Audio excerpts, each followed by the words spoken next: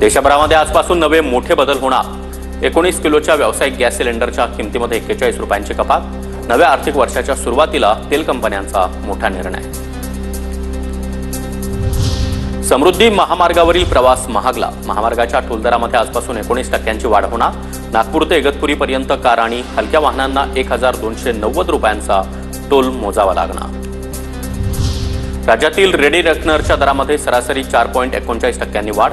शहरी भागामध्ये सरासरी 5.95% वाढ। आजपासून नवे दर लागू। आजपासून बँक खात्याशी संबंधित नियमांमध्ये बदल। भारतीय स्टेट बँक आणि पंजाब नॅशनल बँकेसह इतर अनेक बँक ग्राहकांच्या बचत खात्यांमध्ये किमान बॅलन्सशी निगडीत नियमात बदल।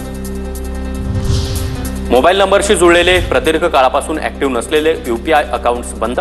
बँक रेकॉर्ड्सवरून हटवण्याचा निर्णय लागू। आजपासून केंद्रीय कर्मचाऱ्यांना खात्रीशीर पेन्शन देणारी युनिफाईड पेन्शन स्कीम म्हणजेच यूपीएस लागू। आजपासून केंद्रीय सरकारी कर्मचारी अप्लाय करू शकतात। मुंबई पुणे द्रुतगती मार्गावर फास्टॅग अनिवार्य। वाहन चालकांना फास्टॅग नसेल तर टोलसाठी दुप्पट रक्कम भरावी लागणार। आर्थिक वर्षाच्या शेवटच्या दिवशी 183 GR, कोट्यवधी रुपयांचा निधी आणि अनुदान वितरित। रात्री उशिरापर्यंत मंत्रालयात कारभार सुरू।